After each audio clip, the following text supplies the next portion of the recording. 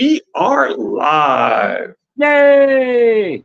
For all of those that are mad at me for not doing any live streams this week, other than today, I want to apologize ahead of time.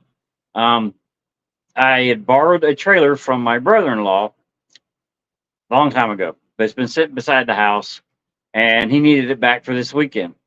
The vehicle that I towed the trailer with is broken down. That's my Ford Explorer. Um, So I had been dealing for days trying to figure out how I was going to get this trailer back because honor bound, I'm not going to make him drive all the way, basically an hour and a half round trip to get his own trailer that I borrowed. Sure. So to make a long story short, I ended up renting a U-Haul that had the ability to put my tow package thing in the back of it, so I could haul the trailer and then turn the U-Haul in. So it's taken care of. Sorry about that. I should have. That's just me being lazy. Should have done it a long time ago before the Ford was even. Uh, Brother Mr. Blake. Crow is waving from the wall, and Brother Blake says, "Hey guys." Hey, that's Brother a Blake, name I haven't seen before. just say, are you new here? Yeah, just give us some background. But Yeah. yeah, the How did you U-Haul find got us? turned in. It cost me a little pretty penny, but it is what it is. So no more. Oh, actually, I still got more car trouble. Now the black car, the alternator went out on. So that's what I get to do this weekend is replace the alternator in the black car. So yay! Alrighty. Uh, for the new guy and for Chris, I am old new dude. He is. Richard York, Asher's trueborn son. Um, so if you're new here, we recommend my triplet Targaryens videos as background. Okay. New to chat. I've seen you guys a few times and on a channel or two. All right. Well, appreciate you Welcome. joining us. I apologize ahead of time for what you're about to see. We're pretty laid back here. There are no frills, and what you see is what you get. Yeah. But I've given up on editing and stuff. oh yeah, All right. I love some It's tempo. in 12 So years. I'll fit right in. All right.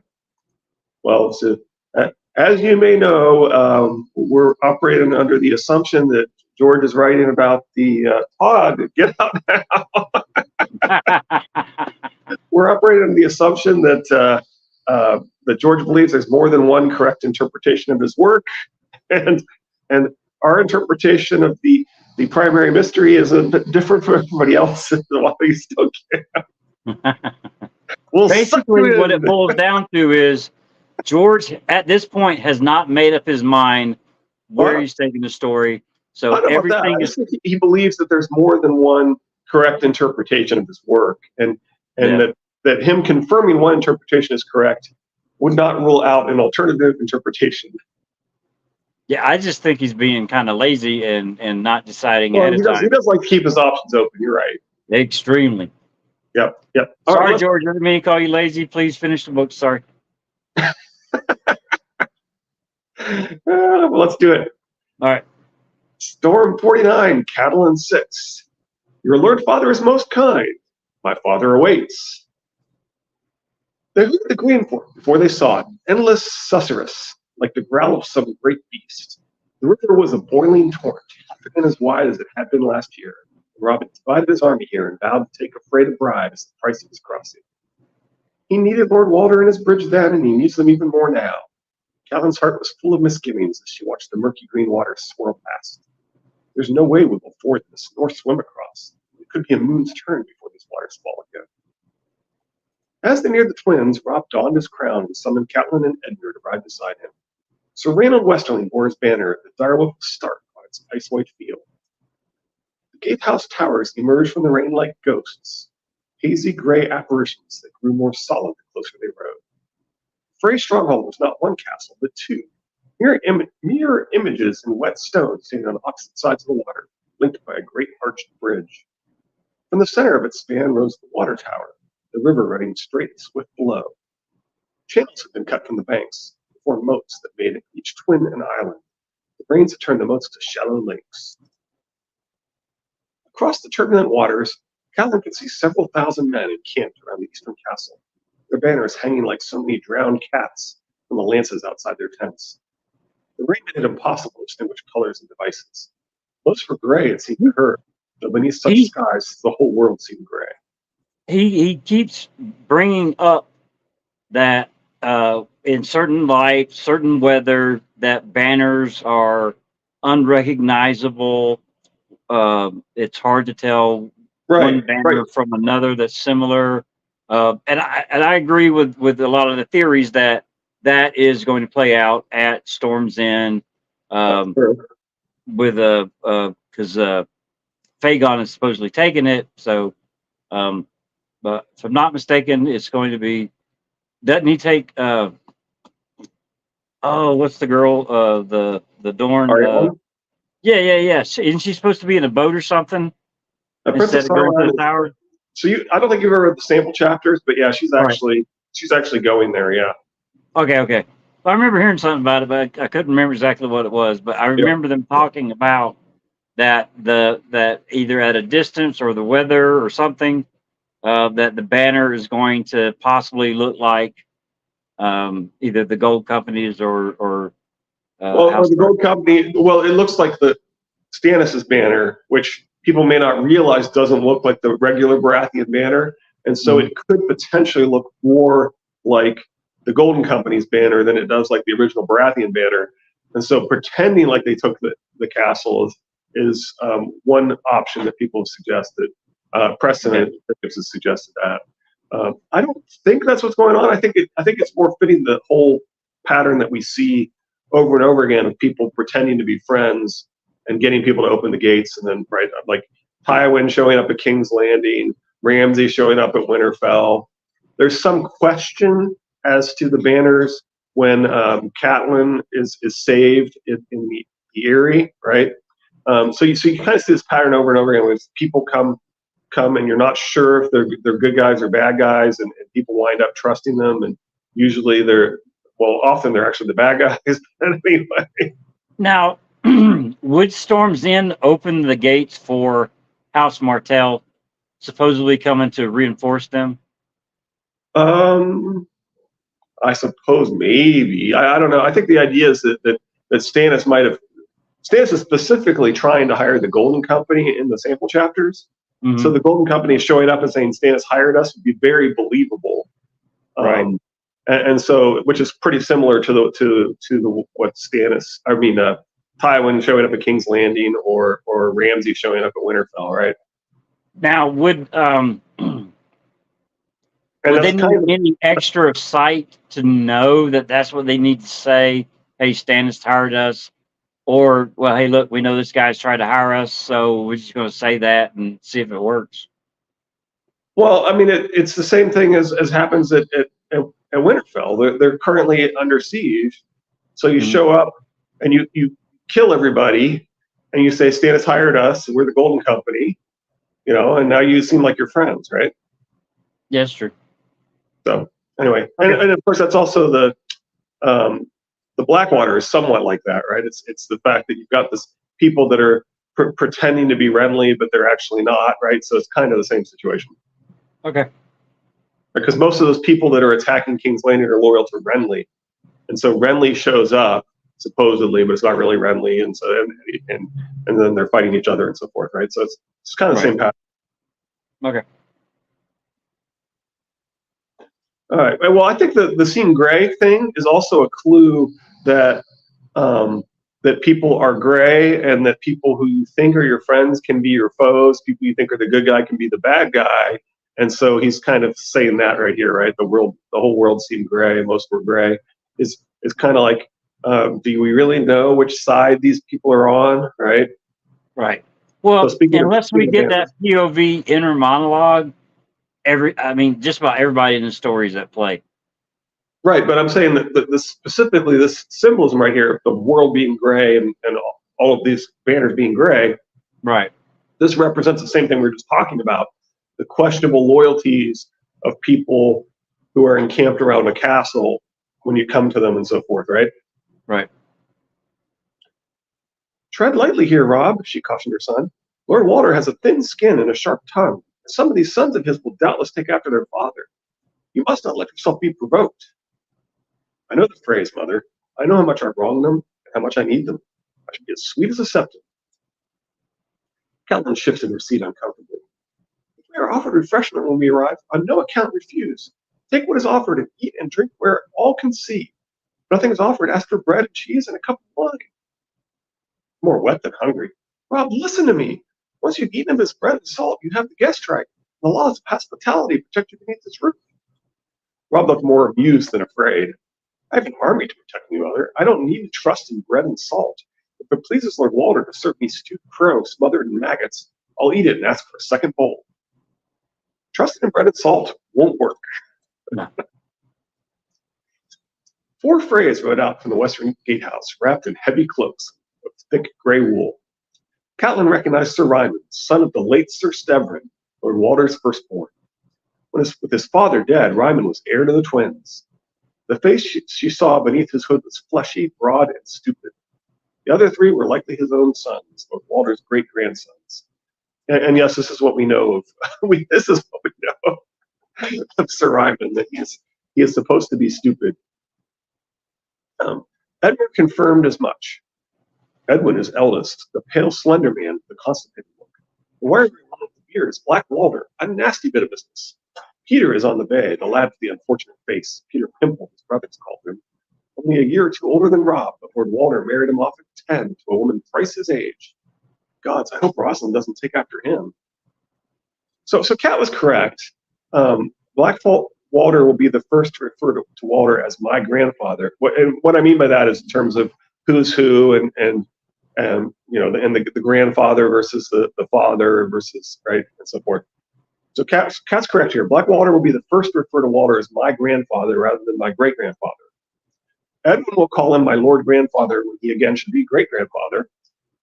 Leaving off a great isn't that unusual, but then Rob replies, your Lord Father is most kind, which makes the reader completely overlook that if Ryman's father Stevrin awaits, he can only do so in the underworld. They halted to let their hosts come to them. Rob's banner drooped on its staff, and the steady sound of rainfall mingled with the rush of the swollen green fork on their right. Grayman edged forward, tail stiff, watching through slitted eyes of dark gold. When the Freys were a half-dozen yards away, Catelyn heard him growl, a deep rumble that seemed almost one with the rush of the river. Rob looked startled. Grayman, to me. Instead, the Dartmouth leapt forward, snarling. Sir Ryman's palfrey shied off with a whinny of fear, and Peter Pimples reared and threw him. Only Black Walter kept his mount in hand. He reached for the hilt of his sword. No! Rob was shouting. Graylin, here! Catelyn spurred between the Dartmouth and the horses. Mud spattered from the hooves of her mare as she cut in front of Graywind. The wolf veered away and only then seemed to hear Rob calling. Is this how a Stark makes amends? Black Walter shouted, naked steel in hand. A poor greeting, I call it, to set your wolf upon us. Is this why you've come? Sir Ryman had dismounted to help Peter Pimple back to his feet. The lad was muddy but unhurt. I've come to make my apology for the wrong I did your house and see my uncle wed. Rob swung down from the saddle. Peter, take my horse. Yours is almost back to the stable. Peter looked to his father and said, I can ride behind one of my brothers. The Freys made no sign of obeisance. You came late, Sir Ryman declared. The rains delayed us, said Rob. I sent a bird. I did not see the woman. By the woman, Sir Ryman meant Jane Westerly in all knew. Lady Catelyn smiled apologetically. Queen Jane was weary after so much travel, sirs. No doubt she'll be pleased to visit when times are more settled. So here comes the first missing great. My grandfather will be displeased. The Black Walter had sheathed his sword. His tone was no friendlier. I told him much of the lady, and he wished to behold her with his own eyes. Edwin cleared his throat. We have chambers prepared for you in the water tower, your grace, he told Rob with careful courtesy, as well as for Lord Tully and Lady Stark. Your lord's bannermen are also welcome to shelter under our roof and partake of the wedding feast. And my men? Asked Rob. So here's the second missing grain. My lord grandfather regrets that he cannot feed nor house so large a host. We have been sore pressed to find fodder and provender for our own levies. Nonetheless, your men shall not be neglected. If they will cross and set up their camp beside our own, we'll bring out enough casks of wine and ale for all to drink the health of Lord Edmure and his bride. We've thrown up 3 great feast tents on the far bank to provide them with some shelter from rains. And here's Rob completely setting us up. Your Lord Father is most kind. My men will thank him. We've had a long, wet ride. Edmund's wholly edged his horse forward. When shall I meet my betrothed? She waits for you within, promised Edwin Frey. You'll forgive her if she seems shy, I know. And she's been awaiting this day most anxiously, poor maid. Perhaps we might continue this out of the rain? Truly, Sir Ryman mounted up again, pulling Peter Pimple up behind him. But you'll follow me. My father awaits. He turned the palfrey's head back toward the twins. So boom, there it is, awaits in the underworld, perhaps. And late Frey implies dead, reminding us, as Edmure will now say, Edmure fell in beside Catelyn. The late Lord Frey might have seen fit to welcome us in person, he complained. I'm his liege lord as well as his son-to-be, and Rob's his king. When you are 91, brother, see how eager you are to go riding in the rain. And she wondered if that was the whole truth of it. Lord Walter normally went about in a covered litter, which would have kept the worst of the rain off him. A deliberate slight? If so, it might be the first of many yet to come. There was more trouble at the gatehouse. Raymond balked in the middle of the drawbridge, shook the rain off, and howled at the portcullis. Rob whistled impatiently. Raymond, what is it? Raymond, with me. The bailiff only bared his teeth. It is not like this place, Captain thought. Rob had to squat and speak softly before he would consent to pass beneath the portcullis. By then, lame Lothar and Walter Rivers had come up. It's the sound of the water he fears, Rivers said. Beasts know to avoid the river and flood. Dry kettle and a leg of mutton will see him right again, said Lothar cheerfully. Shall I summon our master of hounds? He's a direwolf, not a dog, said Rob. Dangerous to men he does not trust. Sir Reynold, stay with him. I won't take him into Lord Walter's hall like this. Deftly done, Catelyn decided. Rob keeps the Westerling out of Lord Walter's sight as well. Gout and brittle bones had taken their toll of old Walter Frey. They found him propped up in his high seat, cushioned beneath him in an ermine robe across his lap. His chair was black oak, its back carved in the semblance of two stout towers joined by an arched bridge, so massive that its entrance turned the old man into a grotesque child. There was something of the vulture about Lord Walter, rather more of the weasel. His bald head, spotted with age, thrust out from his scrawny shoulders on a long pink neck. Loose skin dangled beneath his receding chin. His eyes were runny and clouded. His toothless mouth moved constantly, sucking at the empty air as a babe sucks at his mother's breast. The 8th Lady Frey stood beside Lord Walter's high seat. At his feet sat a somewhat younger version of himself, a stooped thin man of 50, whose costly garb of blue wool and gray satin was strangely accented by a crown and collar ornamented with tiny brass bells. The likeness between him and his lord was striking, save for their eyes. Lord Frey small, dim, and suspicious. The others large, amiable, and vacant. Catelyn recalled that one of Lord Walter's brood had fathered a half-wit long years ago. During past visits, the Lord of the Crossing had always taken care to hide this one away. Did he always wear a fool's crown, or is that meant as mockery of Rob? It was a question she dare not ask. I'm guessing it is meant as a mockery of Rob's crown. I would agree. Frey's sons, daughters, children, grandchildren, husbands, wives, and servants crowded the rest of the hall. But it was the old man who spoke. You will forgive me if I do not kneel, I know. My legs no longer work as they did, though that which hangs between them serves well enough. His mouth split in a toothless smile as he eyed Rob's crown. Some would say it's a poor king who crowns himself with bronze, your grace. Bronze and iron are stronger than gold and silver, Rob answered. The old kings of winter wore such a sword crown. Small good it did them when the dragons came. That hiss seemed to please the lackwit, and bobbed his head from side to side, jingling crown and collar. Sire, Lord Walter said, forgive my Aegon the noise. He has less wits than a Credingman, and he's never met a king before. One of Stevern's boys. We call him Jingle Bell. Sir Stevern mentioned him, my lord. Rob smiled at the lackwit. Well met, Aegon. Your father was a brave man. From Clash, Brand 5. Does this mean Sir Emond's the heir now? Don't be stupid, his cousin said. The sons of the first son come before the second son. Sir Ryman is next in line, and then Edwin and Blackwalder and Peter Pimple. And then Aegon and all his sons. I think George sort of forgot about all his sons. Much like the Iron Fleet of the show. Anyway. Jingle Bell jingled his bells. A thin line of spit ran from one corner of his mouth, and he smiled. Save your royal breath. You'd do as well talking to a chamber pot. Lord Walter shifted his gaze to the others. Well, Lady Catelyn, I see you have returned to us. And young Sir Edgar, the victor of the Stone Mill. Lord Tully now. I'll need to remember that. You're the fifth Lord Tully I've known. I outlived the other four. Your bride's about here somewhere. I suppose you want to look at her. I would, my lord. Then you'll have it, but clothed. She's a modest girl and a maid. You won't see her naked till the Betty. Lord Walter cackled. Soon enough, soon enough. He craned his head about. Benfrey, go fetch your sister. Be quick about it. Lord Tully's come all the way from River Run. The young knight in the cornered surcoat bowed and took his leave. The old man turned back to Rob. And where's your bride, your grace? The fair Queen Jane. A westerly up the crag, I'm told. I left her at River Run, my lord. She was too weary from her travels, we told Sir Ryman. Well, it makes me grievous sad. I wanted to behold her with mine own weak eyes. We all did, eh? Isn't that so, my lady? Pale, wispy Lady Frey seemed startled that she would be called upon to speak. Yes, my lord. We also wanted to pay homage to Queen Jane. She must be fair to look on. She is most fair, my lady. There was an icy stillness in Rob's voice that reminded Catelyn of his father. Is that Ned or Brandon? Exactly.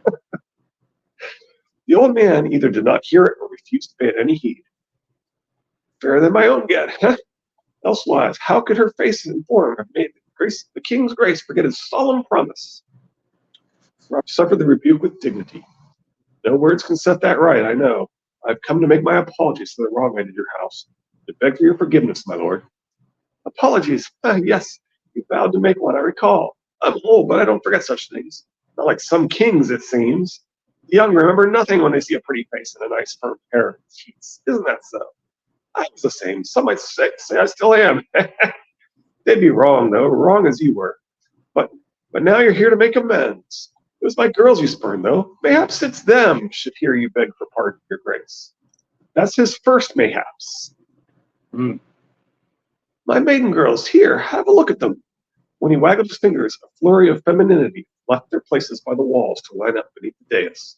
Jingle bells started to rise as well, and bells ringing merrily, but Lady Frey grabbed the Lackwood's sleeve and tugged them back down. Lord Walter named the names.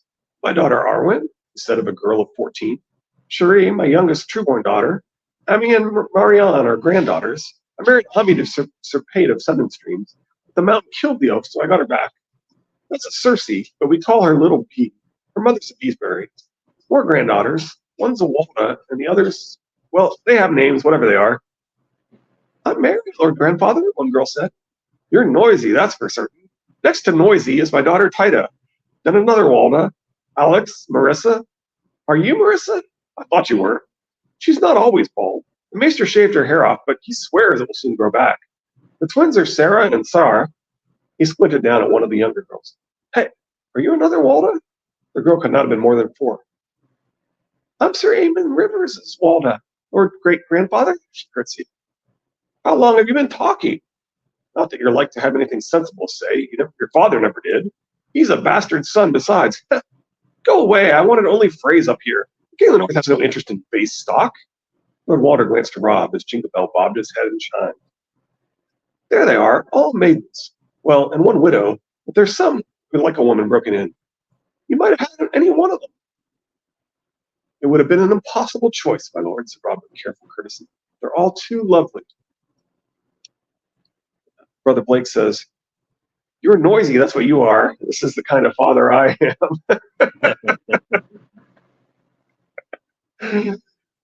Lord Walter snorted. And they say my eyes are bad. Some will do well enough, I suppose. Others, well, it makes no matter. They weren't good enough for the king in the north. Now, what is it you have to say? My ladies. Rob looked desperately uncomfortable, but he had known this moment must come. He faced it without flinching. All men should keep their words, kings most of all. I was pledged to marry one of you, and I broke that vow. The fault is not in you. What I did was not done to slight you, but because I loved another. No words can set it right, I know. Yet I come before you to ask forgiveness. The phrase of the crossing and the Starks of Winterfell may once again be friends. Smaller girls fidgeted anxiously. Their older sisters waited for Lord Walter on his black oak throne. Jingle Bell rocked back and forth, bells chiming on collar and crown. Good, the Lord of the Crossing said. That was very good, your grace. No words can set it right. Well said, well said. At the wedding feast, I hope you will not refuse to dance with my daughters.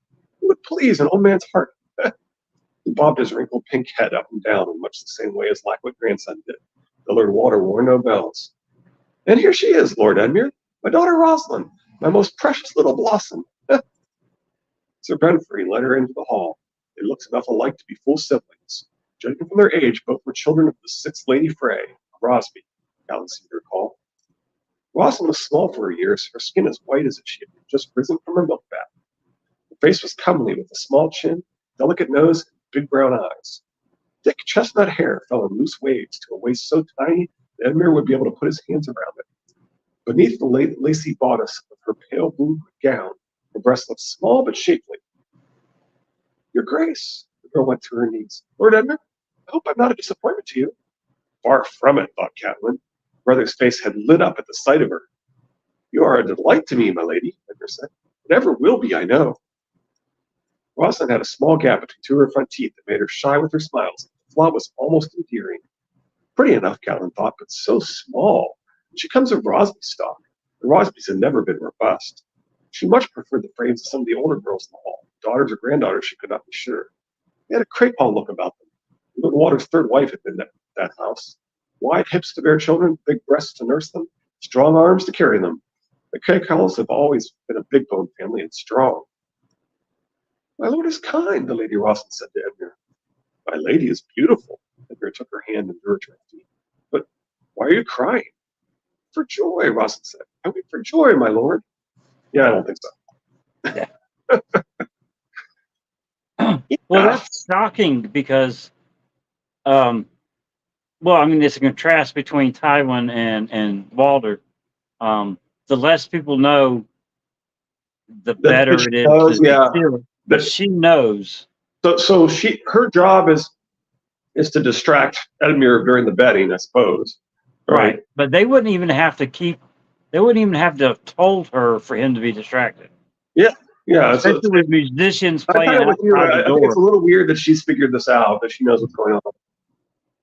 Yeah, someone's had to tell her. Yep. So they must think it's important for her to I don't know, stay safely out of sight. If Edmure like hears the noise and gets distracted and comes running down or something, I don't know. It's my best guess. Enough, Lord Walter broke in. You may weep and whisper after you're wed. Renfrey, see your sister back to her chambers. She has a wedding to prepare for. And a betting, the sweetest part. For all. His mouth moved in and out. We'll have music, such sweet music, and wine. The red will run, and we'll put some wrongs aright. But now you're weary and wet as well, dripping on my floor. There's fires waiting for you, and hot old wine, and baths if you want them. Lothar Shore, guests to their quarters. Of course, he's loving himself. He's loving what he's saying as he's talking about the red running and putting in the wrongs to right and so forth. I need to see my men across the river, my lord, Robb said. They shan't get lost, Lord Walter complained. They've crossed before, haven't they? When you came down from the north, you wanted crossing and I gave it to you. And you never said mayhaps. But suit yourself. Lead each man across by the hand if you like. It's not to me. I don't know if that mayhaps counts as a second, but it shows he would feel less cheated if Robb knew the rules. Right. Here's the crows crying. Yeah. My lord, Catelyn had almost forgotten. Some food would be most welcome. We've ridden many leagues in the rain. Walter Frey's mouth moved in and out. Food. A loaf of bread, a bite of cheese, mayhaps a sausage. And this is the third and most critical mayhaps when he's specifically offering them guest right. Yeah. Some wine to wash it down, Robb said. And salt. Bread and salt. Of course. The old man clapped his hands together and servants came into the hall, bringing flagons of wine and trays of bread, cheese, and butter. Lord Walter took a cup of bread himself and raised it high with a spotted hand. My guests, he said, my honored guests, be welcome beneath my roof and at my table. We thank you for your hospitality, my lord, Robb replied. Edmure echoed him along with the Great John, Sir Mark Piper, and the others. They drank his wine and ate his bread and butter. Catelyn tasted the wine and nibbled at some bread and felt much the better for it. Now we should be safe, she thought. Mayhaps. Mayhaps, yeah. Knowing how petty the old man could be, she expected the rooms to be bleak and cheerless. The Freys had made more than ample provision of them, it seemed. The bridal chamber was large and richly appointed, dominated by a great feather bed with corner posts carved in the likeness of castle towers. Its draperies were tully red and blue, a nice courtesy. Sweet-smelling carpets covered a plank floor, and a tall shuttered window opened to the south. Callan's own room was smaller, but handsomely furnished and comfortable, the fire burning in the hearth.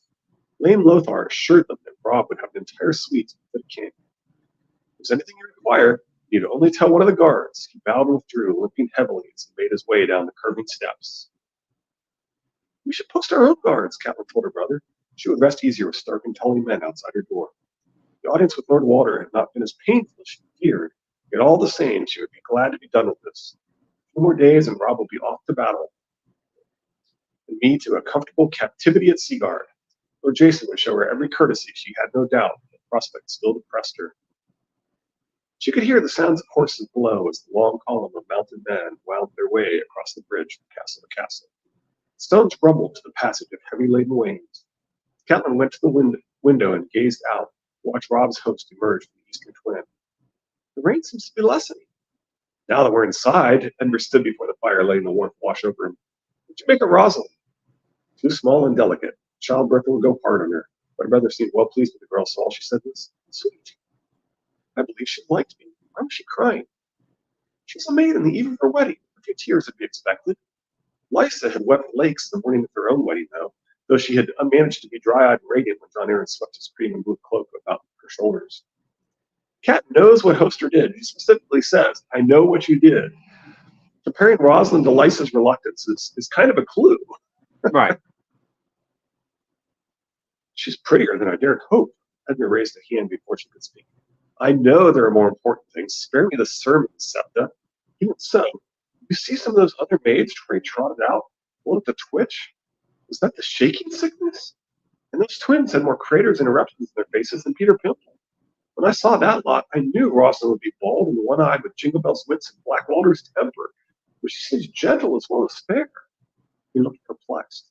Why would the old weasel refuse to let me choose unless he meant to foist off someone hideous? Just back from the doctor. Hi, family. Hey, Mother Loin. Glad you could join us. Hey. Your fondness for a pretty face is well known, Catelyn reminded him. Perhaps Lord Walter actually wants you to be happy with your bride. Or more like he did not want you walking over a boil and upsetting all his plans. Bingo! Or it may be that Rosalind is the old man's favorite. The Lord of Riverrun is a much better match than most of his daughters can hope for. True. The brother still seemed uncertain, however. Is it possible the girl is barren? Lord Walter wants his grandson to inherit Riverrun. How would it serve him to give you a barren wife? If it's him of a daughter no one else would take. Small good that would do him. What a phrase, a peevish man, not a stupid one. Still, it is possible. Yes, Catelyn conceded reluctantly. There are illnesses a girl can have in childhood that leave her unable to conceive. There's no reason to believe that Lady Rosalind was so afflicted, though. She looked round the room. The phrase of her siege was more kindly than I anticipated, truth be told. Edmure laughed. A few barbed words and some unseemly gloating. Him, that's courtesy. I expected the old weasel to piss on our wine and make us praise the vintage. Just left Catelyn strangely disquieted. If you'll excuse me, I should change for these wet clothes. As you wish, Edmure yawned. It may nap an hour. I suppose if this is Princess Bride, then Edmure loves his sister. She retreated to her own room. The chest of clothes she brought from Riverrun had been carried up and laid at the foot of the bed. After she'd undressed and hung her wet clothing by the fire, she donned a warm wool dress of tawny red and blue, washed and brushed her hair and let it dry, and went in search of Freys. Lord Walter's black oak throne was empty when she entered the hall. Some of his sons were drinking by the fire. Lame Lothar rose clumsily when he saw her. Lady Catelyn, I thought you'd be resting. How may I be of service? Are these your brothers? She asked. Brothers, half-brothers, good brothers, and nephews. Raymond and I shared a mother. Lord Lucius Viprin is my half-sister, Lythian's husband. And Sir Damon is their son. My half-brother, Sir Hosteen, I believe you know. And this is Sir Leslin Hagg and his sons, Sir Harris and Sir Donald.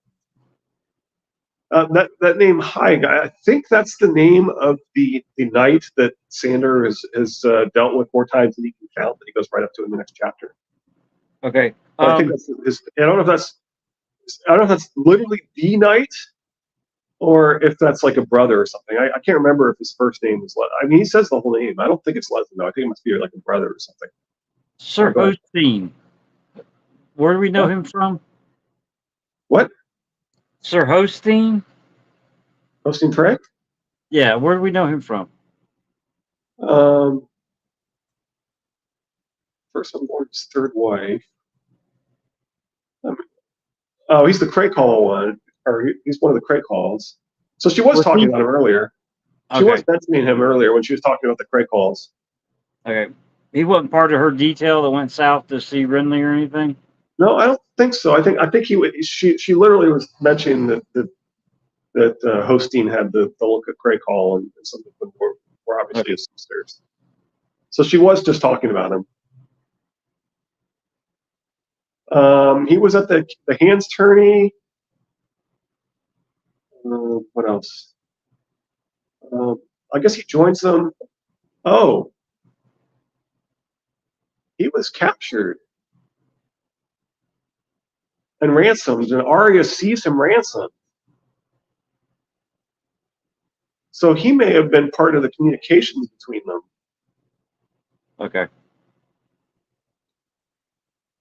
He's with Jamie and Bruce. Oh yeah, so he's definitely he's about as into it as it gets. Yep. Okay. Anyway, all right, interesting. All right, where were we? Well, Well met, sirs. Is Sir Perwyn about? He helped escort me to Storm's End and back when Rob sent me to speak with Lord Renly. I was looking forward to seeing him again. Perwyn is away, Lane Lothar said. I shall give him your regards. I know he'll regret having missed you. We were just talking about this before the stream started as to it's not really clear. Are they at Derry or are they at Rosby? Where exactly are all these Freys that have been sent away? yeah. Surely you will return in time for Lady Rosalind's wedding. He had hoped to, said Lane Lothar, but with this rain, you saw the river was ran, my lady. Did indeed, said Catelyn. Would you be so good as to direct me to your maester? Are you unwell, my lady? Asked Sir Hosteen, a powerful man with a square, strong jaw. A woman's complaint, nothing to concern you, sir. Lothar, ever gracious, escorted her from the hall, up some steps and across a covered bridge, another stair. You should find Maester Brennan in the turret on the top, my lady. Catelyn half expected the maester would be yet another son of Walter Freys, but Brennan did not have the look. He was a great fat man, bald and double-chinned, and none too clean. Judged from the raven droppings that stained the sleeves of his robes, they seemed amiable enough. But you told him of Edmund's concerns about Lady Rosalind's fertility. He chuckled.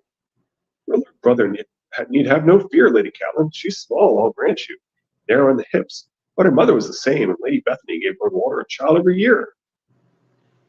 So, I wonder if this is supposed to be a Manderly or something, if we're supposed to associate his size with somebody else or something. Anyway. How many lived past infancy? She asked bluntly. 5. He took them off on fingers plump as sausages. Sir Perwyn, Sir Benfrey, Maester Williman, who took his vows last year and now serves Lord Hunter in the Vale. Olivar, who squired for your son. Lady Rosalind, the youngest. 4 boys to 1 girl. Lord Edmund will have more sons than he knows what to do with. I'm sure that will please him. So the girl was like to be fertile as well as fair of face. That should put Edgar's mind at ease. Lord Walter had left her brother no cause for complaint so far as she could see. Catelyn did not return to her own room after leaving the maester. Instead, she went to Rob. She found Robin of Flint and Sir Wendell Manderly with him, along with the Great John and his son, who was still called the Small John, though he threatened to overtop his father. They were all damp. Another man, still wetter, stood before the fire in a pale pink cloak trimmed with white fur. Lord Bolton, she said. Lady Catelyn, he replied, his voice faint. It is a pleasure to look on you again, even in such trying times. Am I speaking too softly there? A little bit, but you're all right. I was trying to still be Bolton, but I guess I have to project more, so we'll give up on trying to be as soft as Roos. You're kind to say so. Catelyn could feel gloom in the room. Even the Great John seemed somber and subdued. She looked at their grim faces and said, "What's happened?" Lannisters on the Trident, said Sir Wendell unhappily. My brother is taken again. And Lord Bolton has brought us further word of Winterfell, Rob added. Sir Roderick was not the only good man to die. Clay Kerwin and Leopold Tallheart were slain as well. Clay Kerwin was only a boy, she said sadly. Is this true then? All dead and Winterfell gone? Bolton's pale eyes met her own. The Iron Men burned both Castle and Wintertown. Some of your people were taken back to the Dreadport by my son, Ramsay. Your bastard was accused of grievous crimes, Catelyn reminded him sharply. Murder or even worse. Yes, Respawn said. His blood is tainted, that cannot be denied. Yet he is a good fighter, as cunning as he is fearless. When the Iron Men cut down Sir Roderick and Leopold Tallheart soon after, fell to Ramsay to lead the battle, and he did. He swears that he shall not sheath his sword so long as a single Greyjoy remains in the north. Perhaps such service might atone in some small measure for whatever crimes his bastard blood has led him to commit. He shrugged. Or not. When the war is done, his grace must weigh and judge. By then I hope to have a true-born son by Lady Walda. This is a cold man, Catelyn realized not for the first time. Did Ramsay mention Theon Greyjoy? Robb demanded. Was he slain as well, or did he flee? Roose Bolton removed a ragged strip of leather from the pouch at his belt. My son sent this with his letter. Sir Wendell turned his fat face away. Robin Flint and Small John Umber exchanged a look. The Great John snorted like a bull. Is that skin? Said Robb. The skin from the little finger of Theon Greyjoy's left hand. My son is cruel, I confess it. Yet, what is a little skin against the lives of two young princes? You are their mother, my lady. May I offer you this small token of revenge? Part of Catelyn wanted to clutch the grisly trophy to her heart, but she made herself resist. Put it away, please. Flame Theon will not bring my brothers back, Robb said. I want his head, not his skin. He is Balon Greyjoy's only living son, Lord Bolton said softly, as if they had forgotten. And now rightful king of the Iron Islands. A captive king has great value as a hostage. Hostage? The word raised Catelyn's hackles. Hostages were oft exchanged. Lord Bolton, I hope you're not suggesting that we free the man who killed my sons. Whoever wins the Seastone share will want Theon Greyjoy dead, Bolton pointed out. Even in chains, he has a better claim than any of his uncles. Hold him, I say, and demand concessions from the Ironborn as the price of his execution. Robb considered that reluctantly, but in the end he nodded. Yes, very well. Keep him alive, then, for the present. Hold him secure at the Dreadfort till we've retaken the north. Catelyn turned back to Roose Bolton. Sir Wendell said something of Lannisters on the Trident? He did, my lady. I blame myself. I delayed too long before leaving Harrenhal. Aenys Frey departed several days before me and crossed the Trident at the Ruby Ford, but not without difficulty. By the time we came up the river, it was a torrent. I had no choice but to ferry my men across in small boats, which we had too few. 2/3 of my strength was on the north side, and the Lannisters attacked those still waiting to cross. Nori, Locke, and Burley made men chiefly. Sir Willis Manderley and his White Harbor Knights as rear guard. I was on the wrong side of the Trident, powerless to help them. Sir Wylis rallied our men as best he could, but Gregor again attacked with heavy horse and drove them into the river. As many drowned as were cut down, more fled, and the rest were taken captive. Gregor again was always ill news, Catelyn reflected. Robb need to march south again to deal with him? Is the mountain coming here? Is Clegane across the river then? No, Bolton's voice was soft but certain. I left 600 men at the ford, spearmen from the rills, the mountains, and the White Knife, 100 hornwood longbows, some free riders and hedge knights, and a strong force of stout and Kerwin men stiffened them. Ronald Stout and Sir Kyle Condon have the command. Sir Kyle was the late Lord Kerwin's right hand, as I'm sure you know, my lady. Lions swim no better than wolves, so long as the river runs high. Sir Gregor will not cross. So these are some people that are kind of missing, right? Sometimes given in the list of missing characters, Ronald Stout, Sir Kyle Condon, and all these men that he's left behind there. Of course, these are men that he didn't think were loyal to him or to Karstark. Right. The last thing we need is the mountain. But the men that were on the south side of the river when the mountain attacked were men that were loyal to Robb, correct? Yes. Yes. So and the rest of the men loyal to Robb that made it across, he left there. Right. So it was the attack was planned. Oh, sure. Sure.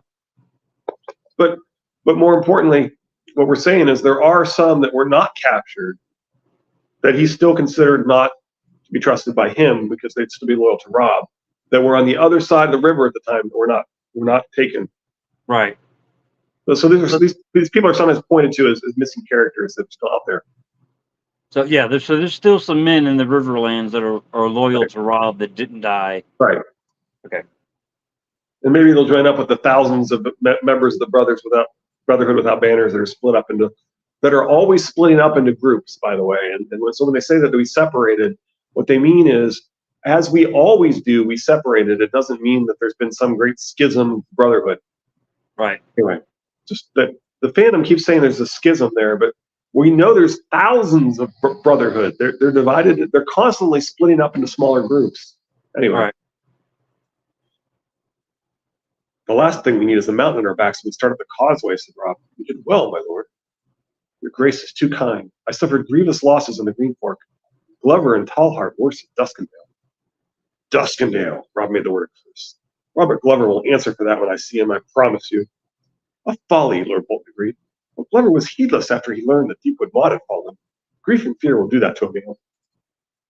Duskendale was done and cold. It was the battles still to come that worried Catelyn. If they would just focus on this, they would figure out that Roose is not loyal. But anyway. Yeah. How many men have you brought my son? She asked Roose Bolton pointedly. His queer, colorless eyes studied her face a moment before he answered. Some 500 horse and 3,000 foot, my lady, Dreadfort men in chief, and some from Carhold. The loyalty of the Karstarks is so doubtful now, I thought it best to keep them close. I regret there are not more. So, of course, he has only Dreadfort and Karstark men. Exactly. It should be enough, said Rob. You will have command of my rear guard, Lord Bolton. I mean to start for the neck as soon as my uncle has been wedded and bedded. We're going home. Oh, you're not. No, you're not. You're going you're going to meet his Lord Father. Anyway. Yeah. Sir Severin, Ryman's father. Up next, Storm 50, Arya 10, the most recognizable former Kingsguard, proves if you want to see the king, you can go right up to someone you've dealt with more times than you can count, without any fear of being recognized, even if you are the most recognizable person on the planet. Yeah. We're getting closer to the red wedding. I'm not looking forward to it. Yep. The entire book is my least favorite thing that happens. The entire series, I imagine. Yeah. I know. Krista Crow is in agreement. His favorite character is Rob. So to see Rob go like that, it just sucks. Oh well. Anyway, I did find it interesting. I had not realized just how many times that they conflate father versus grandfather and grandfather versus great grandfather. Mm-hmm. I agree with you. I think it's some foreshadowing of going to meet him, Rob. Yep. I still like to know where the loyal phrase are. Yeah, I don't know that we've ever been told where that they stashed them. Yeah, I mean,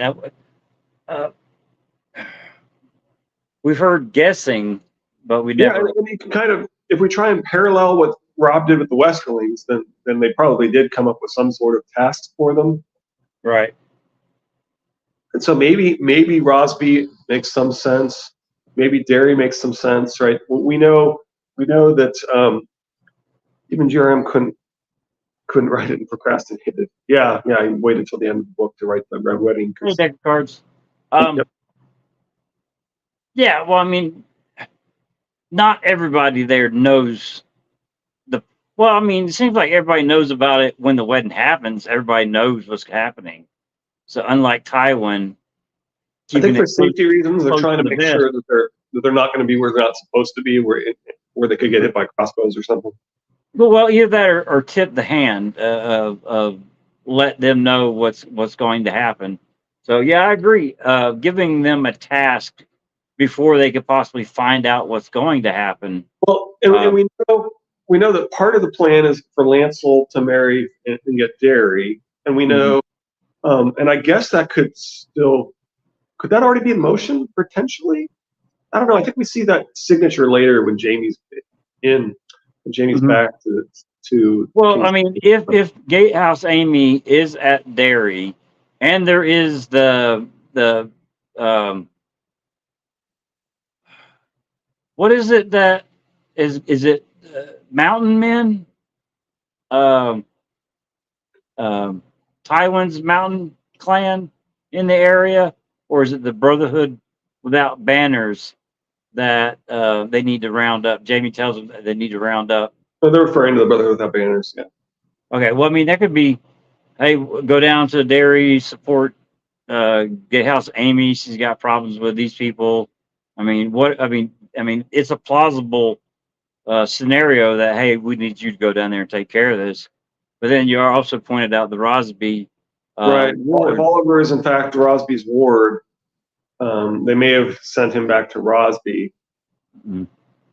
Right? Because I mean, there has to be some reason why George doesn't tell you the name and implies that there's a problem there, and he's claiming the castle and so forth, right? So Yeah. If he doesn't tell you something, that means it's important. kind of Generally. Well, that's like right, right, like Scalera, like Princess Scalera Martell, right? well, I mean, who is it? There's a bastard at with a Hornwood bastard at oh crap, is it Well, yeah, Barrowtown? Bran wanted the Hornwood bastard to take over the Hornwood lands. Right, right. But the way it's said about him, it's another one of those that could possibly be Ben or Brandon's bastards. Talking about, I think it's horsemanship or something like that. Oh, could be. Makes Yeah, sense. but we don't get his name for sure. So if we don't get his name then, and he's mentioned, and George took the time to write him in the story, I think we're going to see him You think his without a mother doubt. named him after Brandon? It's possible, yeah. I So mean, his name is Brandon Snows, his most likely name. yeah. I mean, yeah. Oh, We're going to interesting. find. Yeah, I have a feeling. Like I said, if he didn't give us a name, there's a reason why he didn't give us a name. Yeah, As if yeah. we're going. I really do like the idea that the name really is Scalera for Scalera Martell, Princess Septa Scalera Martell, right? Septa Mm, Princess Scalera Martell, whichever way you want to say it. yeah, Um, and and so the reason he keeps refusing to give that name is because that kind of gives gives it away, and he wants yeah. to leave that sitting there as a for those that know Charles the First, that or Charles the Fifth, or however many, he has so many titles. Anyway, the king of Spain, who so famously um, abdicated due to health concerns to become a a monk in a monastery, right? And Mhm. so he's deliberately created all these parallels between Duran and Oberon's mother and Charles, right? And had their family be prone to gout, um, and he tells you specifically what she thought of things that took place after Duran takes over Dorne, right? So either Oberyn has done a séance or he's alive. Yeah, So the only two possibilities. Either he's performing seances or somebody being at their death's door doesn't necessarily mean that they didn't. It's important to fill it out like as far as I go. yeah. If he Sort of doesn't tell us, somewhere, yeah. If he somewhere, doesn't say depending on it, where you it's believe she important. is. Yes. Yeah, like okay, if you don't see him die on the page, then be suspect. And there are certain situations that if you do see him die on the page, you need to be suspect of the person that's telling you about it. Well, and Whether to Pod's point, George will deliberately leave out clues like that there was a baby born of Lyanna, at least one, and we think three. yeah, So it's a rather important detail. We're in Ned's head, and yet George spends most of, well, at least the plurality of the first book in Ned's head, not telling us that Lyanna has at least one child, right? I right. think most people would agree that Lyanna has at least one child, and so Well, I mean, most of the people out there will say it's John. That sure, that she has sure. But John. my That's point the one is, child. George has deliberately left out the details, right? And so claiming that he doesn't deliberately mislead you by leaving out details would be silly to claim because you know that he does. Exactly. I'm scared to read other of his books because I don't want to go through the same thing I'm going through now with the missing information and having to sit there and do an entire wall like you see on the TV crime shows where they got yarn. I even got blue yarn for when I do that. Go from this fact and Well, looks like a giant spider web. most of the things he's published in short stories, and then in some cases he combines them into a book, right? So similar Yeah. to A Knight of the Seven Kingdoms, the Tough Voyaging is a collection of tough stories into a book, just like The Knight of the Seven Kingdoms is a collection of stories about Dunk, right? So, Yeah. so On that front, with them making a TV show, George won't finish those short stories. no, well, he never was going to. He has a lot of ideas of those, and it might cause him, because they are short stories. It might cause him to sit down and write a short story for them and say, here's the missing piece of the Dorish adventure that I was meaning to write. Here, if he decides that's going to be season 2, for example, right? Here's the She-Wolves of Winterfell. Right. So he has specifically outlined several different stories, and they are short stories. So he could decide to at least give them a sketch of what those short stories would look like, or whatever. I mean, because he already has some of those, right? He already has at least some outlines of some of this. Yeah. Well, I was watching Talking Thrones. They were talking about Aegon's conquest. That they might be already greenlit as a new prequel that people have been begging for. Yeah. And then the Voyages of the Sea Snake is going to be animated. Right. So yeah, that's the one I go to. When it comes to stuff about HBO, Talking Thrones is the one that I generally will watch, just because they. Well, if you want spoilers, then Dragon Demands will give you like literally the leaks. See, I don't like leaks. If you don't want the leaks and the spoilers, then stay away from Dragon Demands. But Dragon Demands will literally give you, like, here's the entire plot of the season, and which episode will do what. Like, at least in the first season he did that. I think he may have already done that for the second season as well. Well, I have Fire and Blood here somewhere. I could spoil season 2 of House of Dragon, but I don't want to. But worse than that, not only does he read all the books and understand Fire and Blood, I'm saying he, in fact, he's good friends with Preston. Sometimes he's even on Preston's streams. Yeah. But he and Preston's been going through. Yeah, I want to say I've seen him on a live stream with Preston. Yeah, he has been. Okay. One recently, in fact, within the last week or two, I think.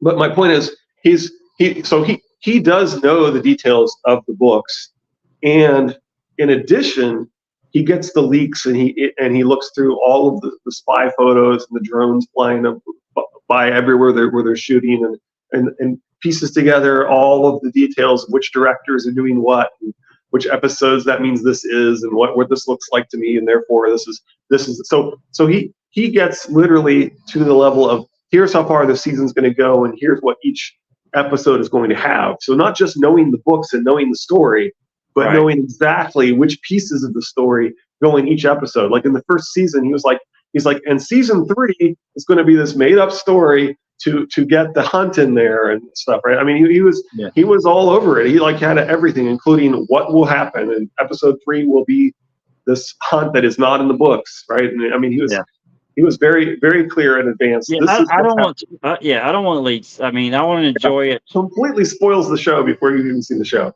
Yeah, well, like I said, I watched House of Dragon. I watched season 1 a second time, and I enjoyed it more than I did the first time.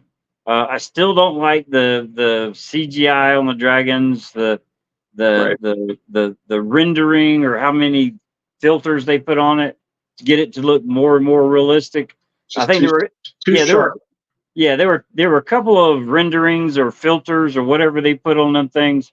There were a couple of short. They just look too clean. I like we need to add a motion blur. We need to add a neural network that does the motion blur better for each of the individual shots. Right. So I mean, everybody that's watched this at any time, me talking about the Dragons, House of Dragon, know exactly how I feel about them.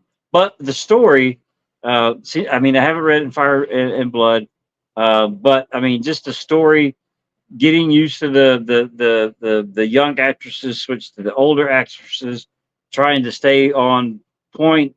Okay, that one's mother. Wait, that one should have been making it something that's difficult to work with an audience. Yeah. I mean, but I also don't like the prequels,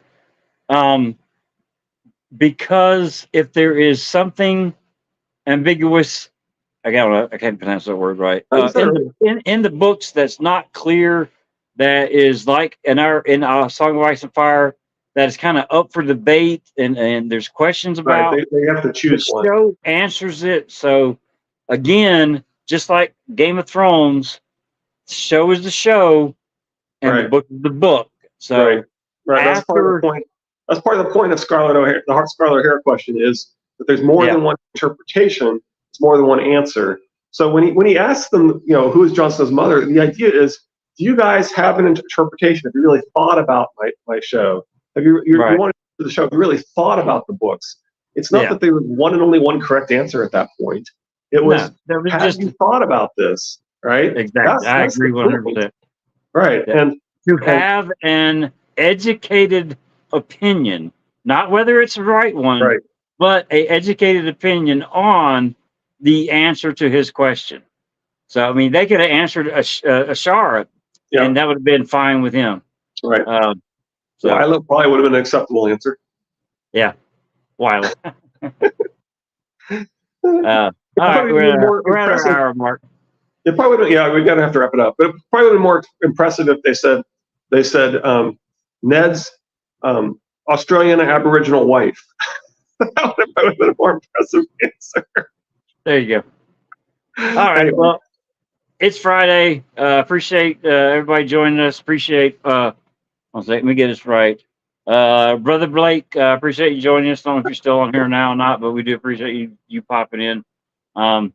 And Pod giving him great advice, telling him to run. And good to see our second most recent addition to the chat, deck of cards. Yes, exactly. I appreciate deck of cards joining us, Brother Rodar. Chris, of course, you're here. If you're not here, I'll ground you. It's Chris, Friday. I wish everybody have a good, safe, happy weekend. Next time that old new dude texts you that we're not going to have the stream, could you hit me up with the DM and let me know? Me and communication skills. He's in charge of technical stuff. Pod says, I wish the dragons looked more like real life. And Brother Blake says, good show, guys. Thanks, Brother Blake. All right, Definitely appreciate it. Y'all take care. Be safe. See you Monday. Who is it, Aria? Yes. Yeah. Okay. Oh man, we're getting closer. I hate it. Maybe that's why they would have live streams this week. I'm just putting it off longer and longer until we get the Red Wedding. But okay, y'all take care. See ya. Hope you like my Mormont shirt. It's actually Chris's. I stole it from him. Thanks. Y'all be good. Take care and bye. Good one. Bye, Richard.